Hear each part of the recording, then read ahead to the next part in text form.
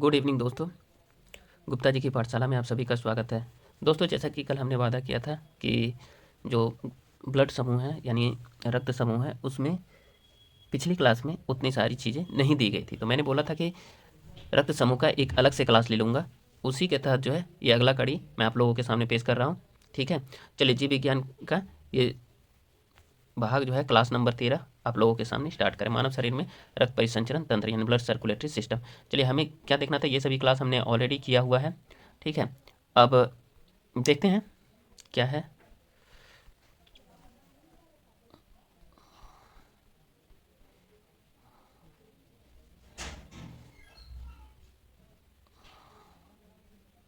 Manufacture हमने दे दिया।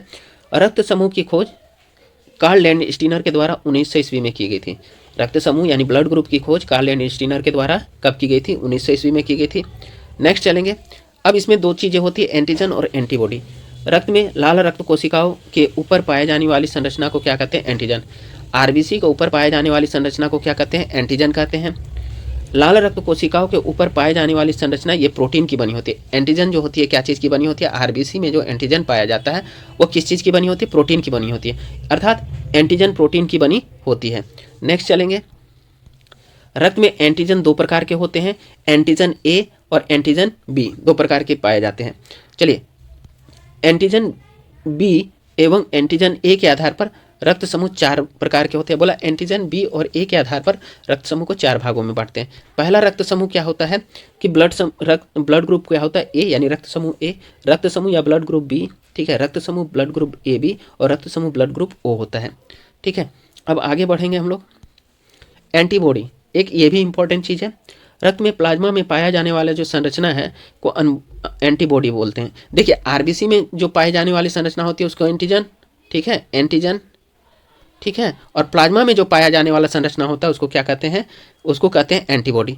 Plasma में पाई जाने वाली संरचना को एंटीबॉडी, बार बार बोल रहे हैं, प्लाज्मा में पाई जाने वाली संरचना को एंटीबॉडी, आरबीसी में पाई जाने वाली संरचना को एंटीजन, प्लाज्मा में पाई जाने वाली संरचना को एंटीबॉडी कहते हैं। चलिए आगे बढ़ते हैं। रक्त में प्लाज्मा में पाई जाने वाली संरचना भी प्रोटीन की बनी होती है, अर्थात एंटीबॉडी भी प्रोटीन की बनी होती है। जब व्यक्ति के शरीर या रक्त में कोई एंटीजन प्रवेश करता है तो व्यक्ति का शरीर या रक्त उस एंटीजन को मारने के लिए एंटीबॉडी का निर्माण करता है। कह रहा है यहाँ पर कि जब व्यक्ति के शरीर में या रक्त में कोई अन्य एंटीजन प्रवेश कर जाता है तो व्यक्ति का शरीर क्या होता है? रक्त उस एंटीजन को, व्यक्ति के शरीर के रक्त जो है उस एंटीजन को मारने के लिए तुरंत क्या करती है? एंटीबॉडी का निर्माण करता है। चलिए, रक्त में भी एंटीबॉडी दो प्रकार की होती है। ठीक है, कितने प्रकार की होती है? दो प्रकार की, एंटीबॉडी ए और एंटीबॉडी बी होती है। अब चलिए, निम्नलिखित रक्त समूह में एंटीजन और एंटीबॉडी किस प्रकार की पाई जाती है? ब्लड ग्रुप ए है, ए ब्लड ग्रुप में आपका क्या पाया जाएगा? एंटीजन। देखिए, ए ब्लड ग्रुप में एंटीजन ए होता है, एंटीबॉडी क्या होगी? बी होगी। ब्लड ग्रुप ए में एंटीजन ए होता है और एंटीबॉडी जस्ट अपोजिट होगा। देख लीजिए, ए ब्लड ग्रुप है तो एंटीजन तो ए हुआ लेकिन एंटीबॉडी उसके अपोजिट यानी बी हो जाएगी। ठीक है, अब बी ब्लड ग्रुप है तो बी में एंटीजन क्या पाया जाएगा? बी पाया जाएगा और एंटीबॉडी कितनी कौन सी पाई जाएगी? ए पाई जाएगी। ठीक है, नेक्स्ट में चलेंगे। ए बी ब्लड ग्रुप है, इसमें एंटीजन ए बी पाया जाएगा लेकिन यहाँ ए बी में कोई भी एंटीबॉडी नहीं पाई जाती, एब्सेंट रहता है। ध्यान रखिए, ब्लड ग्रुप ए बी में एंटीजन दोनों पाया जाएगा, ए और बी दोनों, लेकिन यहाँ एंटीबॉडी कोई भी नहीं होती। किस ब्लड ग्रुप में? ए बी में। चलिए, ओ ब्लड ग्रुप हम लोग देखेंगे।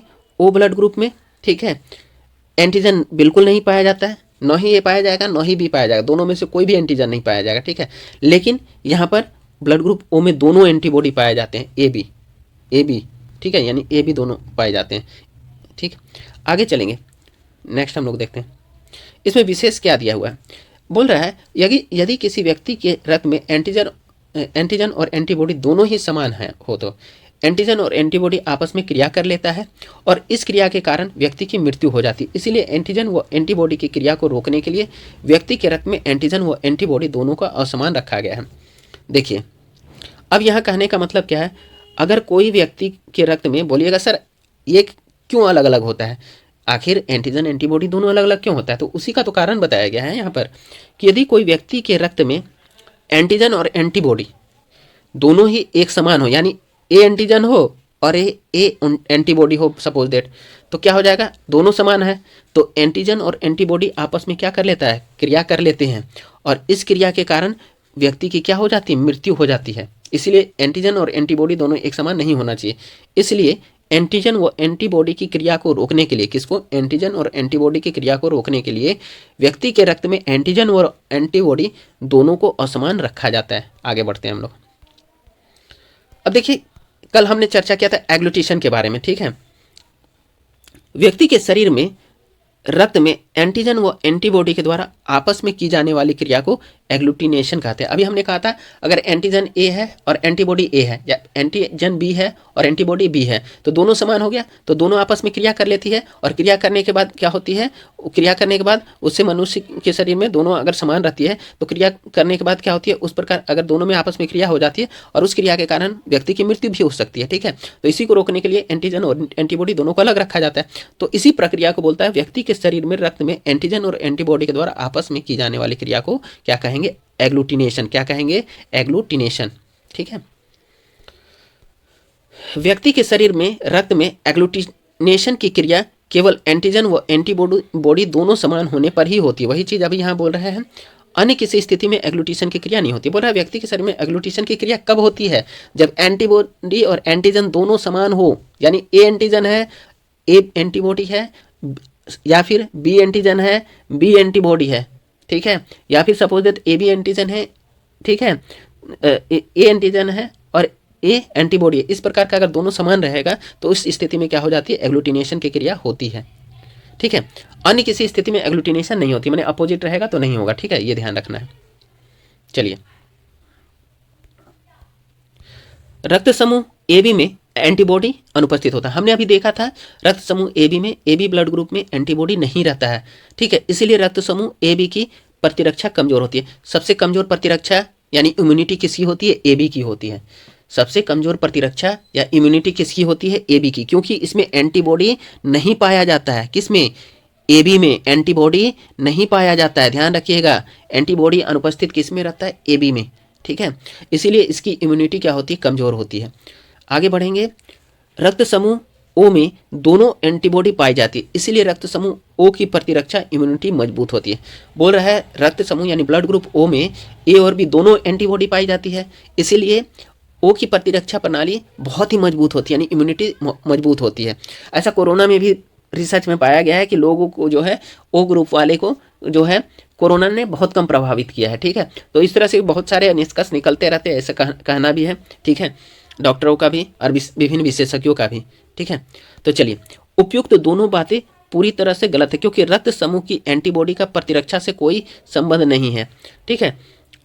अर्थात सभी रक्त समूह वाले व्यक्तियों की प्रतिरक्षा समान होती है। यहाँ बोला इस तरह की बातें तो है, लेकिन ये गलत भी हो सकता है, क्योंकि रक्त की एंटीबॉडी की प्रतिरक्षा से कोई संबंध नहीं होता है। अर्थात सभी रक्त समूह वाले व्यक्तियों की प्रतिरक्षा समान होती है। चलिए, अब हमने यहाँ देखना है कि रक्त का स्थानांतरण कैसे कहाँ होगा। रक्त समूह ए है, ब्लड ग्रुप ए है, रक्त समूह बी है, रक्त समूह ब्लड ग्रुप ए बी है, रक्त समूह ओ है। तो चलिए हम लोग सबके बारे में पढ़ेंगे एक एक करके, कैसे कैसे ब्लड का ट्रांसफ्यूजन होता है, ठीक है। ट्रांसफ्यूजन के बारे में पढ़ेंगे, रक्त का स्थानांतरण के बारे में, ठीक है। एक मिनट दोस्तों, थोड़ा सा इसका लाइट, ठीक है। चलिए, पहला नंबर रक्त समूह यानी ब्लड ग्रुप ए है। तो रक्त समूह ए वाले व्यक्ति रक्त समूह ए तथा रक्त समूह ओ वाले व्यक्ति को से रक्त ले सकता है। बोला जिसका ब्लड ग्रुप ए है वो किससे, ब्लड ग्रुप ए से तो रक्त ले सकता है, लेकिन ओ से भी, चूंकि ओ जो होता है सर्वदाता होता है, तो सर्वदाता है तो वो सबको दे सकता है, इसीलिए वो ओ से भी ले सकता है, ए ओ से भी ले सकता है। चलिए नेक्स्ट में चलेंगे। रक्त समूह ए वाला व्यक्ति रक्त समूह बी तथा ए बी वाले व्यक्ति से रक्त नहीं ले सकता। ए वाला तो ए से ले सकता है, ओ से ले सकता है, लेकिन बी और ए बी से रक्त नहीं ले सकता। रक्त समूह ए वाला व्यक्ति रक्त समूह ए तथा रक्त समूह ए बी वाले व्यक्ति को रक्त दे सकता है। अब ए जिसका ब्लड ग्रुप ए है वो किसको किसको रक्त दे सकता है, तो दे सकता है ए को और ए बी को दे सकता है, चूंकि ए बी जो होता है सबसे ले सकता है, ठीक है, सर्वग्राही कहा जाता है, ठीक है, यानी यूनिवर्सल रिसिप्टर कहा जाता है किसको, ए बी को। चलिए, रक्त समूह ए वाला व्यक्ति रक्त समूह बी तथा रक्त समूह ओ वाले व्यक्ति को रक्त नहीं दे सकता। देखिए ए वाला ए और ए बी को तो दे सकता है, लेकिन बी और ओ वाले व्यक्ति को रक्त नहीं दे सकता है। ध्यान देना है। फिर रक्त समूह बी के बारे में, अब उसी तरह बोला कि रक्त समूह बी वाला व्यक्ति जो होता है, यानी ब्लड ग्रुप बी वाला व्यक्ति ब्लड ग्रुप बी तथा ब्लड ग्रुप ओ वाले व्यक्ति से रक्त ले सकता है। बी वाला किस से ब्लड ले सकता है? बी और ओ से ले सकता है। अब रक्त समूह बी वाला व्यक्ति रक्त समूह ए तथा रक्त समूह ए बी वाले व्यक्ति से रक्त नहीं ले सकता। अब बी वाला किससे रक्त नहीं ले सकता? ए और ए बी से नहीं ले सकता है। अब रक्त समूह बी वाला व्यक्ति क्या होता है? रक्त समूह बी तथा रक्त समूह ए बी वाली व्यक्ति को रक्त दे सकता है। अभी ये किसको दे सकता है? बी वाले व्यक्ति, तो बी ब्लड ग्रुप वाला जो है केवल बी को रक्त दे सकता है, ब्लड डोनेट कर सकता है, और ए बी वाले को ब्लड डोनेट कर सकता है। लेकिन ये किसको नहीं दे सकता है? बी वाला। तो रक्त समूह बी वाला व्यक्ति रक्त समूह ए तथा ओ वाले व्यक्ति को रक्त नहीं दे सकता। एक ध्यान रखिएगा, ओ किसी से नहीं ले सकता, केवल अपने से ही ले सकता है, ठीक है, वो केवल देता है। चलिए, अब रक्त समूह ए बी ग्रुप, रक्त समूह ए बी वाले व्यक्ति में दोनों एंटीबॉडी नहीं पाई जाती है। ध्यान रखिएगा, इसमें कोई एंटीबॉडी नहीं पाई जाती है या अनुपस्थित रहती है। इसीलिए रक्त समूह ए बी जो होता है वाला व्यक्ति सभी रक्त समूह वाले व्यक्तियों से रक्त ले सकता है। ऐसा क्यों होता है कि ए बी सभी से रक्त ले सकता है? क्योंकि इसमें एंटीबॉडी दोनों में से कोई नहीं पाया जाता है। इसलिए ए बी वाला व्यक्ति सभी रक्त समूह वाले व्यक्तियों से क्या कर सकता है? ब्लड ले सकता है। इसीलिए तो रक्त समूह यानी ब्लड ग्रुप ए बी वाले को सर्वग्राही या यूनिवर्सल एक्सेप्टर कहा जाता है या यूनिवर्सल रिसिपिएंट कहा जाता है। ए बी वाले ब्लड ग्रुप को क्या कहा जाता है? सर्वग्राही कहा जाता है या यूनिवर्सल एक्सेप्टर रक्त समूह कहा जाता है। बहुत बार ये क्वेश्चन रिपीट हुआ है, माथा में घुसा लीजिए एकदम कि इसलिए रक्त समूह ए बी वाले को सर्वग्राही, यूनिवर्सल एक्सेप्टर, यूनिवर्सल रिसिपिएंट, ये सभी कहते हैं किसको? ए बी रक्त समूह को, ठीक है, ध्यान दीजिएगा। रक्त समूह ए बी में भी रक्त समूह ए बी प्लस यानी ए बी पॉजिटिव ही सर्वग्राही रक्त समूह। अब बोला ए बी वाले में ही अगर बोल रहा है ब्लड ग्रुप ए बी है, तो ए बी में भी कौन सा सर्वग्राही रक्त समूह या यूनिवर्सल एक्सेप्टर है?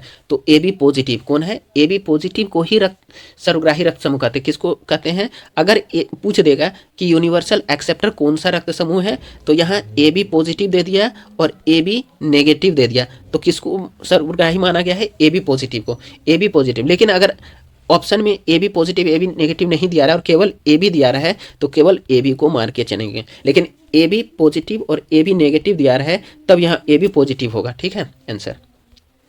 चलिए, रक्त समूह ए बी वाले व्यक्ति रक्त समूह ए बी वाले व्यक्ति को ही रक्त दे सकता है, बिल्कुल ठीक है, सेम ग्रुप को दे सकता है। ए बी वाला व्यक्ति रक्त समूह ए, रक्त समूह बी तथा रक्त समूह ओ वाले व्यक्ति को रक्त नहीं दे सकता। ए बी वाला व्यक्ति किसी को दे नहीं सकता है, केवल अपने वाले ही ग्रुप को दे सकता है, ए बी को ही दे सकता है। अब न ही वो ए को दे सकता है, न ही वो बी को दे सकता है, न ही ओ वाले व्यक्ति को क्या कर सकता है? रक्त दे सकता है, डोनेट कर सकता है। ध्यान रखिएगा, ए बी पॉजिटिव धनात्मक यानी ए बी पॉजिटिव रक्त समूह सर्वग्राही रक्त समूह होता है। ध्यान रखिएगा, बार बार बोल रहे, ए बी पॉजिटिव धनात्मक रक्त समूह या सर्वग्राही रक्त समूह होता है। ए बी पॉजिटिव या ए बी धनात्मक रक्त समूह क्या होता है? सर्वग्राही रक्त समूह होता है। इसलिए ए बी पॉजिटिव रक्त समूह में एंटीबॉडी अनुपस्थित होती है एवं RH एंटीजन पाया जाता है। ध्यान रखिए, ए बी पॉजिटिव रक्त समूह सर्वग्राही रक्त समूह होता है और ए बी पॉजिटिव समूह में एंटीबॉडी नहीं पाई जाती। क्या नहीं पाई जाती? एंटीबॉडी नहीं पाई जाती है एवं RH एंटीजन पाया जाता है। RH एंटीजन पाया जाता है, RH फैक्टर रहता है, ठीक है। चलिए आगे बढ़ेंगे, RH फैक्टर के बारे में कल पढ़ाए हम। चलिए, रक्त समूह ब्लड ग्रुप ओ, तो रक्त समूह ओ वाला व्यक्ति केवल रक्त समूह ओ वाले व्यक्ति से ही रक्त ले सकता है। ओ वाला केवल ओ से ही ले सकता है। रक्त समूह ओ वाला व्यक्ति जो है सभी रक्त समूह वाले व्यक्ति को रक्त दे सकता है, ये सबको रक्त दे सकता है। दानी है, बहुत बड़ा दानी है, ठीक है। ओ वाला क्या है? बहुत दानी होता है, ठीक है। रक्त समूह ओ में एंटीजन नहीं होता है। क्यों ये सभी को दे सकता है? क्योंकि इसमें एंटीजन नहीं होता है या अनुपस्थित होता है। इसीलिए रक्त समूह ओ को सर्वदाता या यूनिवर्सल डोनर रक्त समूह कहते हैं। रक्त समूह ओ वाला व्यक्ति केवल किसको? ओ वाले व्यक्ति को ही ओ वाले व्यक्ति से ही रक्त ले सकता है। ओ वाला व्यक्ति सभी रक्त समूह वाले व्यक्ति को रक्त दे सकता है, क्योंकि रक्त समूह ओ में एंटीजन नहीं होता, कोई भी एंटीजन नहीं होता है, अनुपस्थित रहता है। इसीलिए रक्त समूह ओ को सर्वदाता या यूनिवर्सल डोनर रक्त समूह कहते हैं। लेकिन अगर केवल ओ रहे ऑप्शन में तो ओ मार देंगे, ठीक है। अब यहाँ एक इफ लगा रहे हैं हम, लेकिन अगर ऑप्शन में ओ पॉजिटिव दिया रहा है और ओ नेगेटिव दिया रहा है, तो ओ नेगेटिव ही क्या होगा? यूनिवर्सल डोनर होगा। कौन होगा? यूनिवर्सल डोनर ओ नेगेटिव होता है एक्चुअल में। ऑप्शन देख लीजिएगा, अगर ऑप्शन में ओ पॉजिटिव और ओ नेगेटिव है, तब यहाँ सर्वदाता किसको कहिएगा? ओ नेगेटिव को। लेकिन अगर ओ पॉजिटिव ओ नेगेटिव ना दिया रहा है और केवल ओ दिया रहा है, तब ओ मार करके निकलिएगा, ठीक है। चलिए, वही बोला है, ओ को सर्वदाता कहते हैं। अब यहाँ आगे बोल रहा है, वही चीज़ आगे बोल रहा है, रक्त समूह ओ में भी रक्त समूह ओ नेगेटिव ही सर्वदाता रक्त समूह होता है, ध्यान रखिएगा, क्योंकि इसमें क्या होता है, आर एस फैक्टर नहीं पाया जाता है, इसीलिए ओ नेगेटिव ही सर्वदाता रक्त समूह होता है। चलिए आगे बढ़ते हैं हम लोग। रक्त समूह ओ वाला व्यक्ति केवल रक्त समूह ओ वाले व्यक्ति से ही रक्त ले सकता है। रक्त समूह ओ वाला व्यक्ति केवल रक्त समूह किससे ले सकता है, ब्लड ग्रुप ओ से ही रक्त ले सकता है। चलिए, ब्लड ग्रुप ओ वाला व्यक्ति रक्त समूह ए रक्त समूह बी रक्त समूह ए बी ओ वाले व्यक्ति को रक्त दे सकता है, ये सबको दे सकता है, ये अपना ब्लड ग्रुप सबको दे सकता है, इसीलिए तो इसको यूनिवर्सल डोनर कहा गया है। ठीक है, ओ नेगेटिव या ओ नेगेटिव ओ ऋणात्मक रक्त समूह सर्वदाता रक्त समूह होता है, बता चुके हैं। ओ नेगेटिव यानी ओ ऋणात्मक रक्तदाता समूह सर्वदाता रक्त समूह होता है, क्योंकि ओ नेगेटिव यानी ओ ऋणात्मक रक्त समूह में कोई एंटीजन कोई आरएच फैक्टर नहीं पाया जाता, ओ नेगेटिव में कोई आरएच फैक्टर नहीं पाया जाता है। चलिए आगे बढ़िए। अब निम्नलिखित रक्त समूह अन्य रक्त समूह को रक्त नहीं दे सकता है, कौन कौन नहीं दे सकता है, देखिए ब्लड ग्रुप ए जो है, देखिए ब्लड ग्रुप ए है, बी है, ए बी है और ओ है। ए बी किसको किसको दे सकता है, ब्लड ग्रुप ए वाला व्यक्ति जो है ए को ब्लड ग्रुप ए बी को दे सकता है, ठीक है, और ओ और बी को नहीं दे सकता है। जिसका ब्लड ग्रुप ए है वो किसको किसको ब्लड दे सकता है, ए को दे सकता है, ए बी को दे सकता है, और किसको नहीं दे सकता, ओ और बी को नहीं दे सकता है। वैसे ही बी ब्लड ग्रुप जिसका है वो बी को दे सकता है और ए बी को दे सकता है। जिसका ब्लड ग्रुप बी है वो किसको किसको रक्त दे सकता है, डोनेट किसको कर सकता है, बी और ए बी को, और किसको नहीं दे सकता, ओ और ए को। फिर जिसका ए बी ब्लड ग्रुप है वो केवल ए बी वाले को ही दे सकता है blood, A B blood group वाला केवल ए बी को ही दे सकता है, लेकिन ए बी वाला किसको किसको नहीं दे सकता है, ए को नहीं दे सकता, ना ही बी को, ना ही ओ को दे सकता है। ठीक है, ध्यान रखिएगा। आगे चलेंगे हम लोग, एक मिनट क्या जो हो जाता है। अब ओ ब्लड ग्रुप वाले किसको दे सकते, सभी को दे सकते, ए को भी देगा ये ब्लड, बी को भी देगा, ए बी को भी देगा और ओ को भी देगा, सभी को ये ब्लड ग्रुप सभी को देने वाला ब्लड है। वो सबको ब्लड देता है, यानी बहुत बड़का दानदाता है, यानी यूनिवर्सल डोनर है। ठीक है, आगे चलेंगे। और ओ को कौन नहीं दे सकता है, ये सभी को दे सकता है, लेकिन ओ केवल किससे ले सकता है, ओ केवल किसको से ले सकता है, तो सभी को तो दे सकता है, लेकिन ओ किससे ले सकता है, ओ से ले सकता है। ठीक है, दे सबको सकता है, ठीक है, दे तो सबको सकता है। अब इसको कौन नहीं दे सकता है, न ही वो ए से ले सकता है, न ही वो बी से ले सकता है, न ही ए बी से ले सकता है, केवल ओ से ही ये ले सकता है। ठीक है, चलिए अपने ही ग्रुप से लेगा, सीधे सीधी बात है।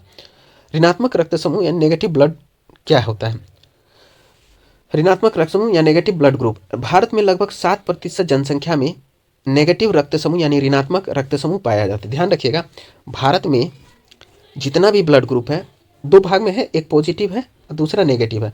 तो भारत में 7% लोगों के पास कैसा रक्त समूह पाया जाता है, नेगेटिव पाया जाता है। कैसा पाया जाता है, भारत में 7% लोगों के पास ही नेगेटिव रक्त समूह पाया जाता है। जैसे ए नेगेटिव हो गया, बी नेगेटिव हो गया, ए बी नेगेटिव हो गया, ओ नेगेटिव हो गया। हालांकि मेरा रक्त समूह भी ओ नेगेटिव है, जो कि रेयरेस्ट ब्लड ग्रुप माना जाता है। ठीक है, चलिए, जो कुछ 1% ही भारत में है। ठीक है, चलिए, भारत में लगभग 7% जनसंख्या में ऋणात्मक रक्त समूह पाया जाता है। चलिए, विश्व में लगभग 15% जनसंख्या में ऋणात्मक रक्त समूह पाया जाता है। भारत में 7% और पूरे विश्व में कितना प्रतिशत लोगों में नेगेटिव रक्त समूह पाया जाता है, 15% लोगों में। पूरे विश्व में 15% और भारत में 7% लोगों में ऋणात्मक रक्त समूह पाया जाता है। बाकी भारत में 93% लोगों के पास कैसे रक्त समूह है, भारत में लगभग 93% जनसंख्या में धनात्मक या पॉजिटिव रक्त समूह पाया जाता है। भारत में लगभग 93% जनसंख्या में क्या पाया जाता है, पॉजिटिव ब्लड ग्रुप पाया जाता है। और विश्व में लगभग कितना 85% जनसंख्या में पॉजिटिव रक्त समूह पाया जाता है। देखिए 7 जोड़ दीजिएगा नेगेटिव वाला तो 100% हो गया यहाँ पर, और यहाँ 15% जो नेगेटिव वाला 100% हो गया, विश्व में 100%। तो वही बोल रहा है कि भारत में लगभग 93% जनसंख्या में धनात्मक रक्त समूह यानी पॉजिटिव ब्लड ग्रुप है। विश्व में लगभग 85% जनसंख्या में पॉजिटिव ब्लड ग्रुप पाया जाता है। कल देखिए यही सब चीज़ें छूटी थी, तो आज पूरा ये ब्लड ग्रुप समाप्त हो गया दोस्तों। ठीक है, आज गुप्ता जी की पाठशाला का ये क्लास समाप्त होता है। कल से जो है नए चैप्टर के साथ, नए क्लेवर के साथ और नए तरीके से फिर से नए अंदाज में आप लोगों के सामने प्रस्तुत होंगे हम।